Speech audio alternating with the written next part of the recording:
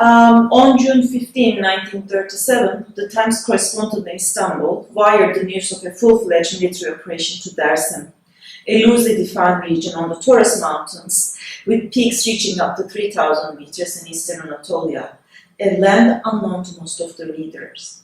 The headline that was rather celebratory and eye-catching read, "Kurds who object to education, a revolt suppressed by troops."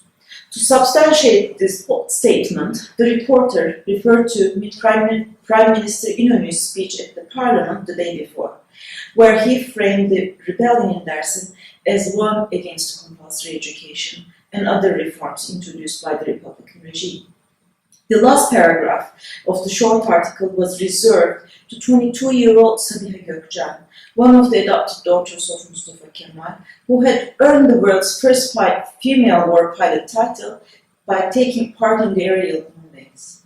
After praising her for having shown bravery and resources throughout the operation, he concluded the piece by claiming that she had dropped the final bomb, which virtually put an end to the insurrection. Indeed, Gökçen, whom we have recently learned, was possibly one of the Armenian orphans, removed children of the genocide, bombed and machine-gunned Dersim for over a month, targeting, in her own words, I quote, "anything moving," hitting at least once hundreds of civilians who were fleeing their villages to take refuge in caverns with a 110-pound bomb. Unlike what the reporter claimed, however, Gökçen's bombs were not the end. Dersim remained a muted matter until 2010. But based on the state's own documents, we now know that there was no insurrection or rebellion either. Instead, in Dersim, the young republic carried out its most comprehensive and disruptive military operation, which lasted over 2 years and claimed the lives of 14,000 Dersimlis out of a population around 60 to 70,000 people. Multiple observers mentioned that chemicals had been used, especially against the women and children who were in the caves. Official documents indicate that a total of 21,000 people, both dead and alive, were labeled as rebels. Thousands were sent into exile, and hundreds of children were removed from their families. However, local sources estimate a higher human toll. But why, then, this talk of education? Can an operation of this scale be about introducing or resistance to compulsory education? Did the Kurdish groups in general, Dersim in particular, resist education? If this was solely about Turkification or being Kurdish, why were other Kurdish regions spared such genocidal moves? At the most fundamental level, what were the connections established between education and the nation, the military operation and the schools in the Republic's solution to the Dersim question? In recent years, abundance of critical works have flooded scholarship on the early Republican period, touching every matter, ranging from secularism to nationalism, minorities, gender, cultural policies, and economy. Of course, there are studies like Professor Kezer's and Professor. But education and schools, however, remained a noticeable outlier in this flourishing literature. In the public, as well as among large body of scholars, there is more or less a consensus that, despite some unpleasant practices, Republican education policies provided an almost equal footing for the structural disadvantage, an opportunity for upward mobility, help soothe social stratification, especially gender gap, urban, rural, and class divide.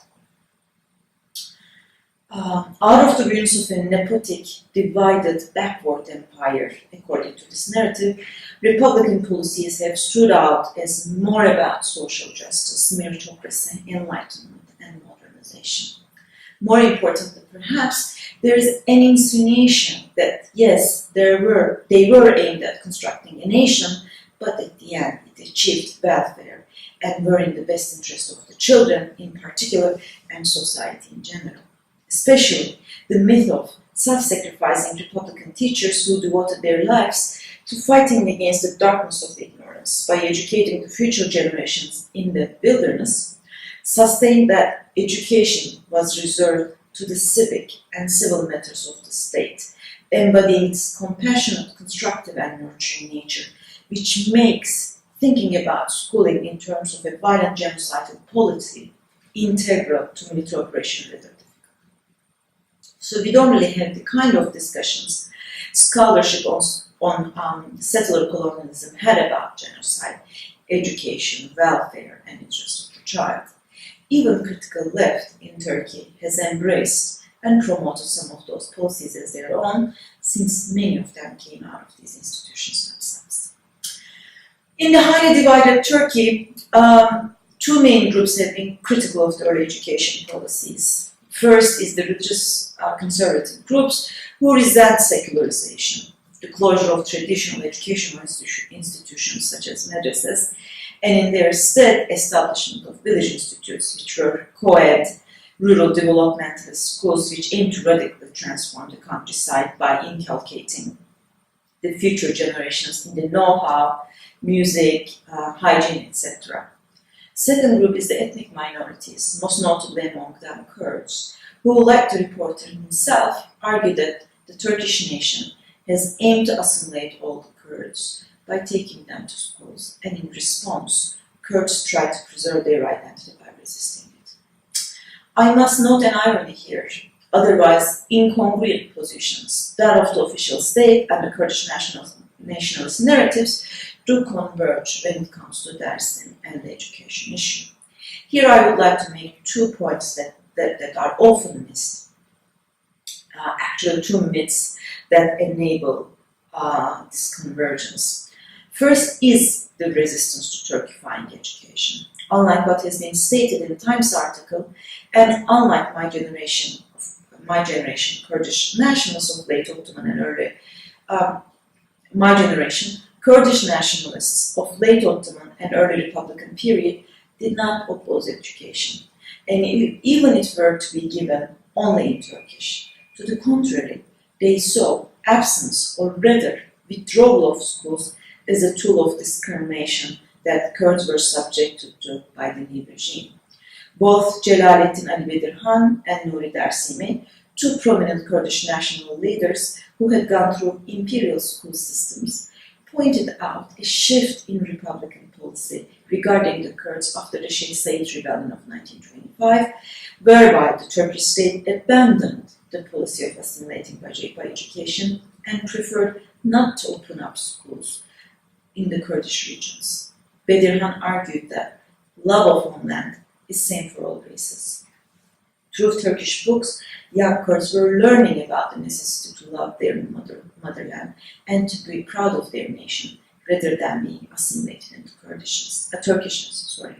Similarly, Dersimi claimed that Turkish state not only banned schools and Kurdish culture and language, but also prevented Kurdish youth from continuing their education in high-level Turkish schools.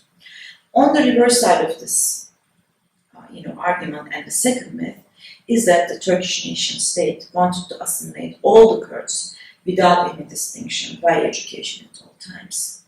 However, if one looks at the debates among the Republican elite at this time, the picture is more blurry.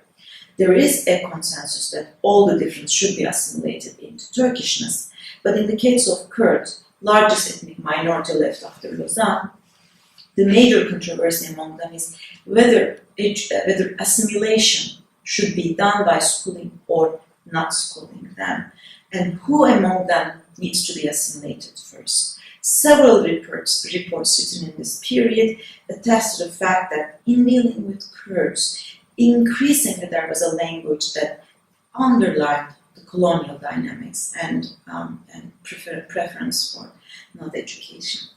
So after this long introduction, I would like to go back to the Republican solution to Dersim and why there was so much emphasis on education in this case, especially that of the girls.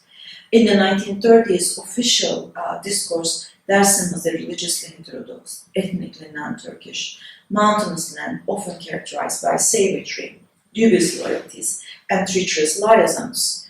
Foremost, Dersim was the sacred center of Kurmancı and Zazaki-speaking Kızılbaş, a religiously non-conforming group with dubious links to Islam.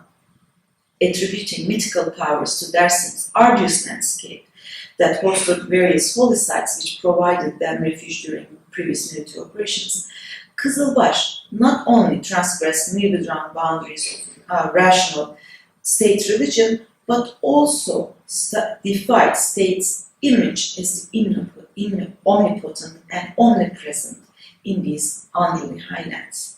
Such defiance was perhaps most evident during the Armenian genocide of 1915 and 17, when Dersim Armenians mostly survived because they didn't face exterminations at the hand of their neighbors, as had been the case in many other Kurdish regions. To the contrary, Kızılbaş groups provided refuge and even helped local Armenians escape across the border to safety, in some instances for truly altruistic reasons, and in others simply to make money, further strengthening the conviction that Dersim was treacherous.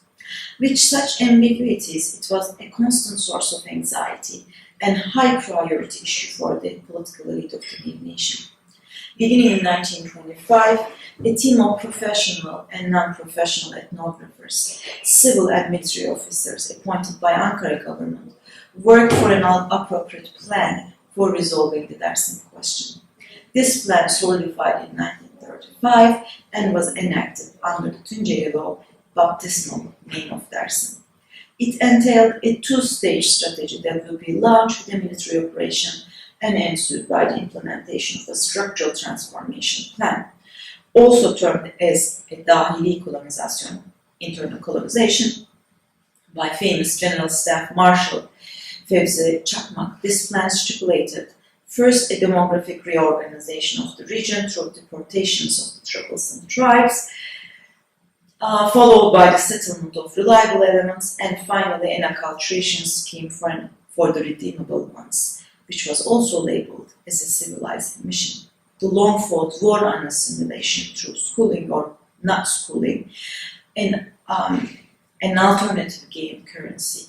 According to General Özmen, who was the general inspector of the first inspectorate, in order to absorb them in Turkish, a boarding school modeled after missionary schools, whereby the children's eating, sleeping, speaking habits would be separated from his or her parents for 3 years, was the only solution. Although not fond of providing education, General Staff Çakmak also proposed that girls above a certain age could be educated. In the early days of the military operation, a circular sent by Minister of Interior Şükrü Kaya to Gendarmerie in June 1937 with the subject line, "Educating the girls and boys of Dersim in boarding schools." In the circular, Kaya declared that children above 5 should be educated in boarding schools located in a district that was away from Dersim, densely populated by Turks as a part of the reform movement. After their graduations, these children were to be married to each other and establish Turkish homes in the lands they had inherited from their parents. In explaining why Dersim required such extreme measures, Kaya's circular also revealed how the Republican elite created new taxonomies of race out of several reports on Dersim's treachery, ambiguity, and unorthodoxy. According to the report, Dersim needed decisive intervention, not because it was Kurdish, as Diyarbakır or Hakkari, but because it essentially was one of the earliest Turkish settlements who preserved Turkish ethnic for centuries through its shaman-like Kızılbaş tradition, but developed hostility against the Sunnis and Ottoman Empire as it is represented. To them, main irony was that these genuine Turks, whose hostility to the state was for protecting Turkishness, were now being Kurdified due to evil tribal chiefs who expanded its power after the Armenian genocide and were reinstating a medieval feudal-like regime in Dersim. In this, mothers of Dersim were Kurdified earlier than the fathers, since men had contact with the outside world, while the women lacked access to it. Therefore, they could not acquire the Turkish language and could pass it to their children, which perpetuated alienation from Turkishness. An epitome of what anthropologist Apoduraj calls anxiety of incompleteness, Republican elites viewed Dersim as a tainted state of being, which failed to fit into the eligible categories of identity.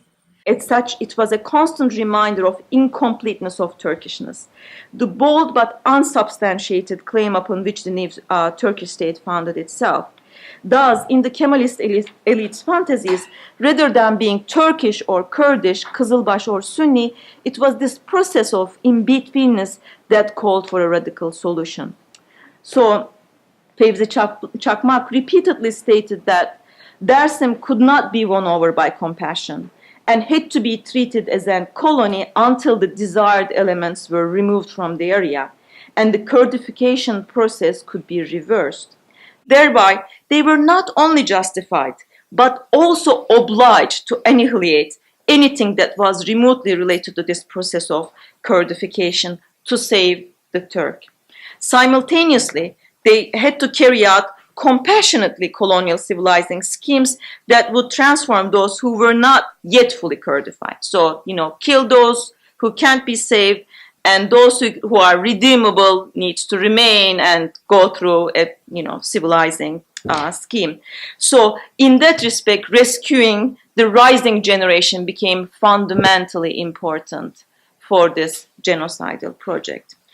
Following the circular, Şükrü Kaya's circular in the fall of 1937, Abdullah Abdoğan, the commander of the military operation in Dersim, issued an order requiring every village to bring at least one girl to the police station or gendarmerie to be taken to a school in Elazığ. And I think Zeynep is going to talk a lot more about that, so I leave the Elazığ part.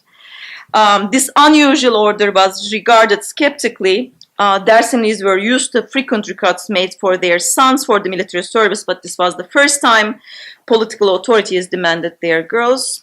Also, besides these mass killings that I opened my talk with, there were news that the girls had been forcefully removed from their families, and we now know it's actually reality, and we don't even know the number of girls that were forcefully removed and given to the soldiers and members of the military and others. And some of them were married off, some of them we don't know what really happened to them. So that the girls would be sent away to a school caused additional concern to families who feared that, whatever happened to those girls who disappeared might happen to their own daughters. However, saying no to Abdullah Pasha at this point was not a viable option for the families. So they basically sent their daughters to an unknown future. So Elazığ Girls Institute was the final destination of the girls recruited by the soldiers from the homes, villages, and mountains of Dersim. A boarding section was added to otherwise regular Girls Institute at Elazığ. In the first year, the school had 28 girls. During this period, slippage between the educational and military operation was at its peak, and the soldiers did all the recruitment for the school. Even if the families were willing to send their daughters to be educated, the girls had to be handed to the soldiers in the villages. Since the purity and protection of the woman from foreign hands symbolized the chastity of the group, both the state officials and Dersimlis understood that they were surrendering as they gave their girls to the Turkish soldiers. Recruitment process often turned into means of punishment inflicted on families who were not massacred or exiled but were not seen as fully compliant with the regime either. A striking example was 20-year-old Güllü, who was captured and brought to school by the soldiers on her wedding day. Beside those girls whose families had to give consent, there's this big thing about consent, there were orphans who were brought directly from the operation district and who had witnessed the execution of their families by remaining under the pulse of dead relatives for days. Some still bore the physical marks of the bullets on their bodies, and others physiological scars of the military operation. However, education at this boarding school was a privilege, a marker that they were not rebels or Kurdifiers, thus redeemable back to Turkishness, right? So the school registry attests to the fact that the school was only a temporary station for a number of girls who were orphaned or forcefully removed from their families before taken away. So those ones that I marked yellow, and I had a very brief access to archives that's being gathered at the parliament after the Erdogan's kind of strange apology. And there I had a chance to see the registry book of the school.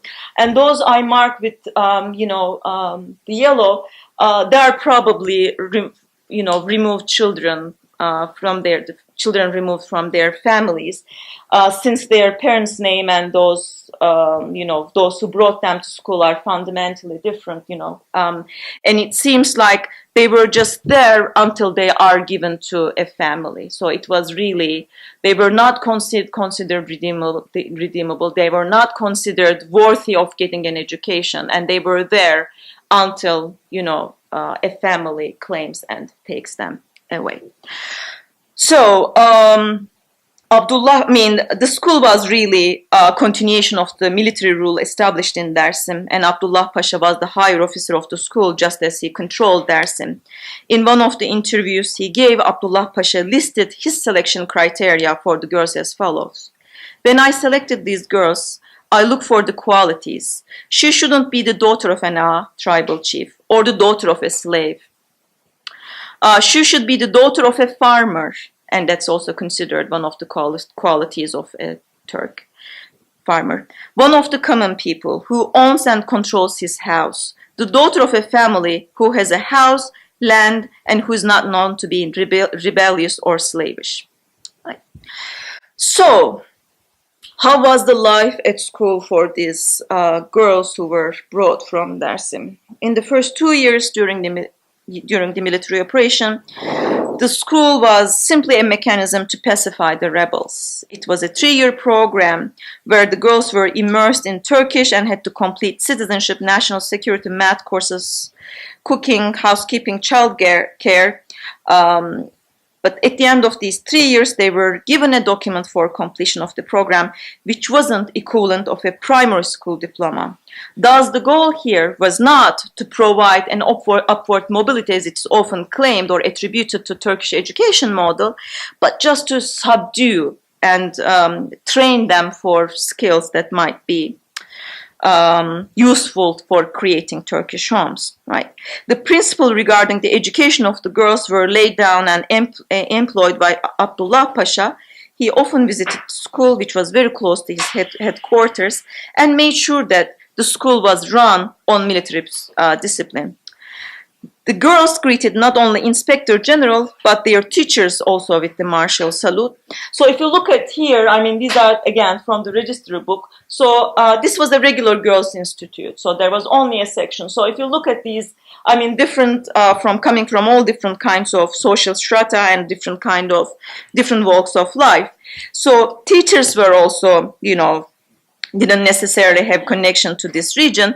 So the teachers who were supposed to educate and discipline these girls delegated their responsibility to the janitors who were employed from the local poor Sunni, people, and who didn't hide their disdain for the girls, whom they often called tailed Kurds or mountain bears. Upon their arrival, the janitors took care of the welcoming ceremony, which included isolating and sanitizing the girls' bodies and clothes. One of the interviewees recounted her arrival to the school with her sister and cousin. I quote, "They isolated us for the first 3 days in a room. We did not know Turkish. The janitor was coming and checking our hair. If there were any lice, the hair would be shaved. They checked our heads. They were clean." I talked to a number of women who, went to this school and in the earlier generations. And each of them mentioned how their hair and bodies were checked, but hair was particularly a touchy issue. And none of the girls admitted that their hair was cut or shaved. But if you look at this, again, the registry book, and they did a funny registration model. So the first line of every, there are two sections. First line of every section corresponds to the same year. The second one corresponds to the same year. So if you look at the first generation of students, they are all with the, shaved hair. So it looks like not many people really escape, not many girls, escaped, shaving off the hair, but no one really wanted to admit that their hair was shaved. We know most of these details thanks to Sıdıka var, who volunteered to work among the girls of Dersim, divorcing her husband and leaving her only biological daughter with the father. There is indeed quite a helpful literature, maternal colonialism, that came out of Australia, United States, and discovers how white women opened up a space for them in the colonial project by claiming their maternal capacities, but not using them simply for their own biological offsprings, but offsprings of the nation or those who needs to be redeemed. So we see a unique example of that, I guess, in the case of Dersim, right? So Sıdıka var wrote her memoirs where she focused on the 20 years she spent at Elazığ Girls Institute as the director to the section on girls of Dersim, and published them under the title My Mountain Flowers, in reference to Dersimli girls picked from wild mountains. Sıdıka var recounted that the first thing she had noticed upon her arrival at the school was these boyish-looking girls walking around with these haircuts and begging her not to send them back to village looking like boys. Although the founding of the boarding section... How am I doing time wise? 2 minutes? Okay, I'll try my best. Preceded her arrival, it was her intervention which moved away from the conventional duties of a teacher to the metaphors and methods of motherhood, and earned her a rather unusual reputation, Turkish missionary, that nurtured this unique example of Republican civilizing mission. Under her supervision, 1939 till 1959, Elazığ Girls Institute became what a governor called a civilizing factory, where the wild-natured, poorly dressed, stubborn, ill-tempered girls who lacked a language, dil bilmez, became well-mannered, congenial girls who chirped in Turkish and served coffee to the guests. History of the school, as well as its relation to Dersimlis, came to a turning point with the appointment of Sıdıka var, who actually, really earned her title, her reputation as the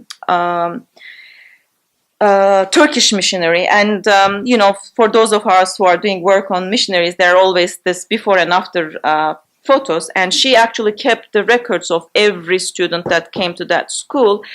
And, she took pictures of them when they first arrived and documented their progress.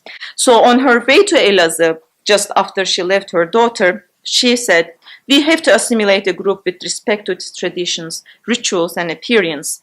We are facing a necessity to understand our ideals today, to work knowing that we have a mission to struggle for making love Turkishness by making them love us, and to respond every reaction with goodwill."